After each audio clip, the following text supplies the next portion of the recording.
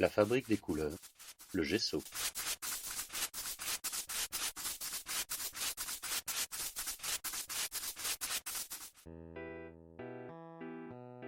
Le gesso est un apprêt composé de colle d'origine animale et d'une charge minérale. On l'utilise pour isoler le support de la couche picturale afin d'éviter toute porosité et absorption. Il participe grandement à la qualité de la surface finale. La colle ici utilisée est une colle de peau en plaques. Il va falloir la laisser tremper une nuit pour la ramollir et la ramener à l'état de gélatine. D'une grande solidité et pérennité, elle a également l'avantage d'être totalement réversible à la chaleur. Au bain-marie, nous diluons la colle dans 2 fois et demi son poids en eau. La colle se liquéfie à 37 degrés. Il n'est pas nécessaire de la chauffer fortement et nous prendrons soin de ne pas la faire bouillir pour ne pas altérer ses propriétés adhésives.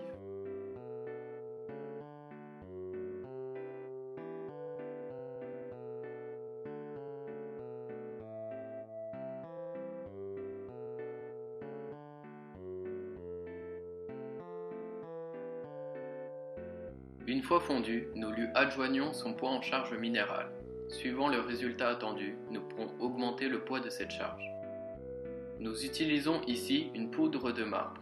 Nous pourrions également utiliser une craie, du blanc de meudon ou une chaux aérienne. La qualité de la charge va simplement modifier la dureté de la préparation et changer à la fois son aspect minéral, sa capacité d'absorption et la qualité du blanc. Une fois les ingrédients mélangés, la consistance doit s'approcher de celle d'une pâte à crêpes. Vous pourrez progressivement rajouter un peu de charge s'il est nécessaire de l'épaissir.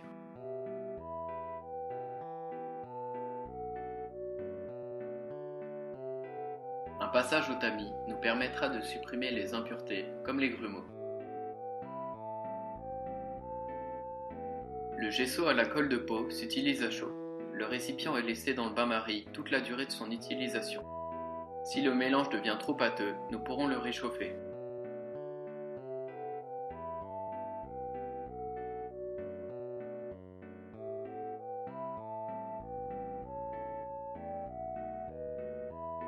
Entre chaque couche, nous attendrons un séchage complet puis nous égrainerons le support avec un fin papier de verre.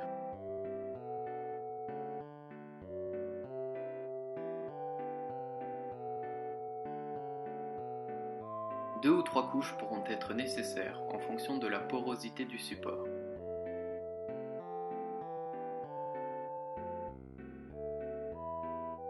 Fabriquer son gesso nous permettra, en faisant varier les paramètres de sa composition, d'obtenir un fond délicatement animé, une matière sensible et chaleureuse qui dépasse toutes les préparations acryliques.